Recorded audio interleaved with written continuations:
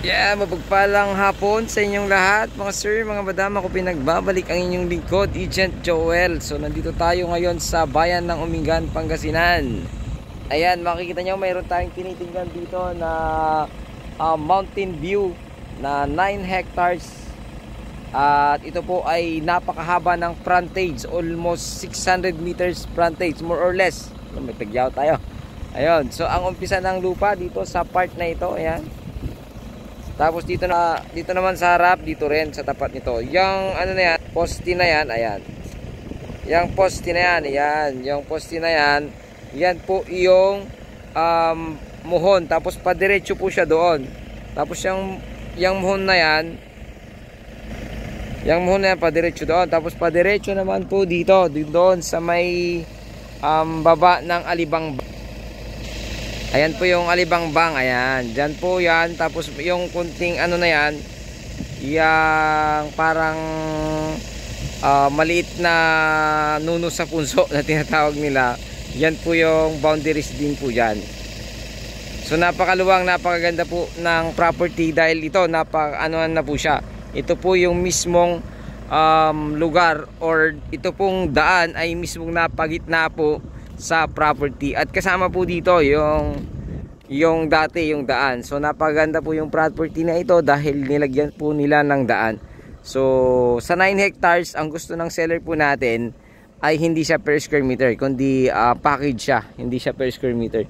Kumbaga ito ay 27 million na yung 9 hectares na. So 10.4 hectare po kasi ito, pero iiwan po doong part yung 4,000, tapos doong part po yung 1 hectare. So papakita ko po mamaya kung saan po pwedeng iwan ng ating seller kanyang property. So iyan, hanggang dun po yan. So napakahaba po ng frontage nito.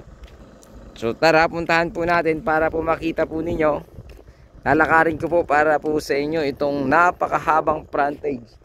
So nasa ano na yon, nasa almost 600 meters frontage, pero mababawasan syempre. So ang matitira siguro na frontage ng property ay maluwang pa rin, nasa ano pa rin yon, siguro almost 500 pa rin kung tutuusin. Kasi kahit doon yung kukuhanan ng 1 hectare doon, nakadikit pa rin yung kalsada. So na video ko na to, kaya lang ang naging problema ko, na-zoom ko pala yung, kaya binalikan ko itong property. Actually mayroon na akong video nito. So hanggang dun po yan, pag ganun po. So kasama po pa rin po dyan, napakaluwang ng property. So ituturo ko din doon yung poste mamaya. Yung poste, yun na kasi yung kanyang muhon. Kumbaga yun na yung muhon niya, yung poste. So medyo mahaba-haba po itong lalakarin po natin. Kung makikita nyo ngayon, ang tanim po niya ay kalabasa. Ayan, kalabasa, puro kalabasa po yan. Napakaraming kalabasa. So dito sa part na ito wala pang tanim. Ayan, so siguro palay ang itatanim dyan. Nag-aantay lang sila ng ulan na mas malakas. Kasi dito siguro walang masyadong ulan. Tignan nyo po, hindi po siya masyadong nataniman pa ng palay. Kasi makikita mo sa isang lugar kung nataniman na ng palay, yun tuloy-tuloy na yung ulan. So dito kalabasa muna, ayan, kalabasa, tapos mga gulay-gulay, mga sitaw, ayan. So dito sa part na ito, hanggang dyan pa rin, kuha pa rin dyan, hanggang doon naman sa may poste. Papakita ko sa inyo mamaya yung kanyang muhon din dyan. Pakahaba pala ng ating lalakarin. So ito yung corner lot nya dito sa side na ito. Yan po kasi yung kukunin na 4,000 square meter. So yan yung 4,000 square meter, kukunin po yan eh. Hindi po yan ibibenta. Kumbaga susukatin yung 4,000 dito ay iiwan po. Pero yan naman po ay ano, kumbaga ano po yan, I mean yan po ay gagastusan po ng seller po natin. Siya po ang magpapasubdivide, siya po ang magbabayad, pati approve plan. So 27 million sagot niya capital gain tax, sagot pa niya po yung mismong pagpapasukat o relocation ng 4,000 tsaka 1 hectare. So napakalapad po nito, hanggang dyan po yung property. Ayan. So ipapakita ko po sa inyo yung property. So tingnan nyo, napakahabang nilakad natin na yun. Andun parang yung sasakyan, napakahaba ng frontage nito. Sa napakaganda ng mountain view. Ayan, lupa na yan, kasali pa rin po sa property. Ito naman yung mismong kukunin, 4,000 lang naman. So corner lot siya, 4,000. Maaaring hanggang dito lang yung umpisa, tapos pa ganun. Depende po sa seller po natin. Pero mahaluwang pa rin yung frontage, napakahaba pa rin. I mean, hanggang doon naman yung property. Yung property nito, napakaluwang pa rin. So andun yata si kuya, yung kasama natin. Ayun po yung poste. Ayan, ayan yung poste. Yan po yung muhon ng property.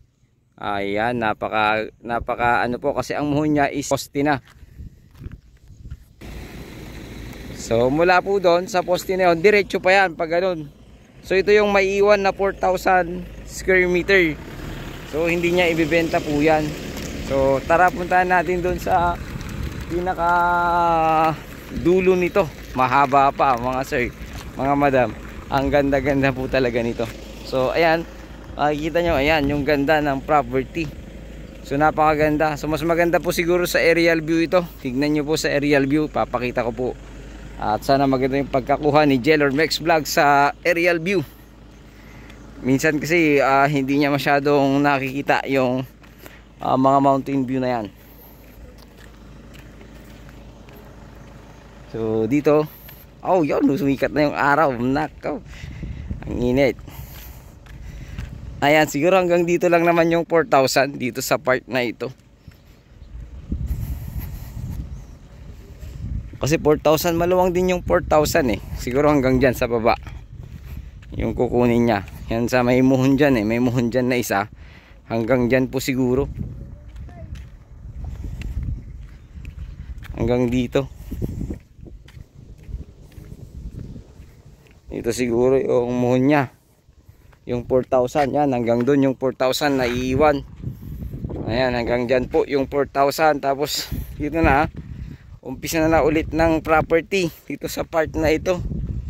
Napakaganda talaga ng property na ito. Nga lang yung presyo nga rin, syempre 27 million. Provincial road na kasi ito, itong property na ito, itong daan na ito, provincial road. So yun na kasi yung zonal value niya. Actually mas mataas yung zonal value niya compared dun sa presyong ng ating seller. Pero hanggang dun siya sa 27 million sabi niya. 27 million, sagot niya capital gain tax. Syempre, sagot niya agent fee. Dito na siguro yung start ng property. Maliban dyan sa iiwan niya. Tapos dito, pag ganun naman siya. Pag ganun, mayroon dun eh. May diretsuhan doon. Papakita ko mo mamaya yung poste din na namuhon. So, napakalapad po. So, dito na ulit. Property na yan. Dugtong niya rin. Doon tayo galing. So sulputan yung daan nito, napakaluwang ng daan. So ito, kasali din po dyan. Sa part na yan, kasali din dito sa mula dito. Kasi didiretso siya dun eh. May poste doon. Pag ganun siya. Pag ano na po kasi yan, merong masusukat, ay makita kung ilang area pa dito. Kasi sabi niya hanggang dun pa eh. Sa may fish pan na yan. May fish pan kasi dyan na maliit. Ayan. So hindi masyadong makita yung fish pan na yan. Ayan doon. So yan po yung fish pan. Tapos hanggang dyan din po siya sa paper tree. Pag ganun po sa may muhon niyang yon. So napakaluwang pa po ng property na ito. Tapos dyan, makikita nyo, pupunta na si Jelor doon. So kasi napakaganda nun. Parang ano kasi yan eh. Parang burol niya. Magandang magtayo dyan ng bahay dyan sa part na yan. Papakita ko mamaya para po makita rin po ninyo. Napakaganda nung part na yan ng property. So kung gusto nyo makita dyan, masyadong naka-elevate kasi yan. Tapos tanaw na tanaw mo po yung bundok. So maganda yan sa akin naruroonan ni Jelor. Ayan, kung makikita nyo, oh, ganun po siya. Naka-elevate po yung part na yan ng property. Kumbaga kung parang semi-burol. Kasi hindi naman siya ganun kataas, pero pataas siya ng konting ganun. Tapos syempre tingnan nyo na, pag nandito tayo medyo natakpan yung bundok, pero pag itataas mo, ayan, makikita ulit. Ayan, so napakaganda po. Kung tataka kayo, may bakod, may kanya-kanya po kasing bakod yung mga kuwan natin, tenant. So yung tenant natin, kanya-kanyang bakod po sila. Sa ngayon dito talaga ano na, nagsisimula na silang magsaka or magtanim ng palay. So dito sa part na ito, ayan, napakaluwang pa po, hanggang dun pa yan, hanggang dun pa. So 9 hectares, ayan, hanggang dun pa. Merong nakuha konti dyan sa may pinapalay na yan. So napakaganda po, kung makikita nyo, ayan, oh. Oh my god, meron siyang mountain view. Napakaganda po ng property na ito. Ayan, makikita po ninyo. So wala ka pong masasabi sa lupa, yun sa presyo lang talaga, doon po kayo mag-uusap. Ito may isang fish pond pa dito eh. Fish pond pa yan. So walang fish pond pero walang isda po yan. Unahan ko na po yung magsasabi ng mga natin, viewers natin. Fish pond, wala namang isda, sabihin po nila. So yung iba naman walang tubig, sabihin. Siyempre wala pong tubig minsan kasi nga pag summer naman walang tubig yung ibang fish pond na iba-vlog po natin. So ano naman yun, given naman. Hindi porket fish pond eh mayroon na lagi. So mayroon pa siya dito daanan, no. Yan, daanan ng mga nagsasaka. So hanggang doon yung property sa pinuntahan ni Jelor. So napakaluwang pa po. Napakaluwang. Napagod na ako, pero napakaganda po kasi. Tingnan niyo naman, napakaganda ng property. Ayan, pag ikot mo dito, mountain view makikita mo. Napakaganda. So ditong part, dito yung part na kukunin. Hindi ko sure kung dito o dito sa kabila. Mas sigurado po dito kasi mas maano po siya, nakailib. May daan na kasi siya papasok dito eh. Kaya alam ko ditong part yung kukunin. Ayan, alam ko ditong part yung 1 hectare na kukunin. Mga aling dito kasi pag ganun pa po yan eh, padiretso po doon. Tapos nandyan po yung muhon sa part na yan. Andun kay Jelor Max Vlog yung muhon. Papakita ko po para makita po ninyo. Napakaganda. Pag nandito ka sa part na ito naman, napaka ano po, tanaw na tanaw. Meron siyang overlooking view. Pero hindi naman pwedeng dito, magtayo ng bahay dito kasi daan na to. So ito yung poste na sinasabi na muhon. Ayan. Ayan yung muhon niya. So ang muhon na nilagay nito mga concrete posts. Ayan. Tapos mula dito, pag ganun po siya. Yan sa sasakyan, pag ganun. Pag ganun po. So nandun po yung isang muhon. So possible dito yung kukunin na 1 hectare kasi mas maganda yung part na ito. Marahil dito may iwan siguro. Mula, hindi ko na pala na-ano.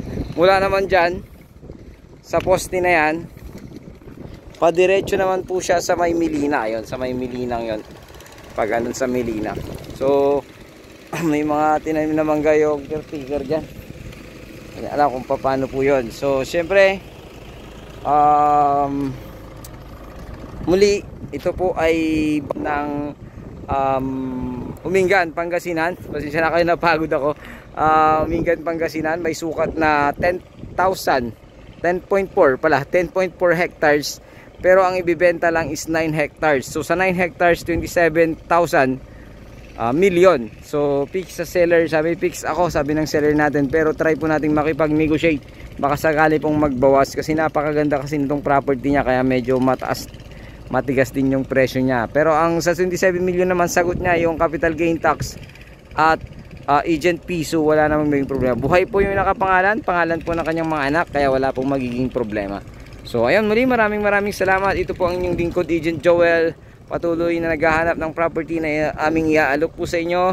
At huwag po kayong magsawang sumuporta, at please like and share and subscribe naman po para po mas marami pa pong makasubscribe sa aking munting channel, Mucha and Joel Vlog. Maraming salamat po. God bless you all.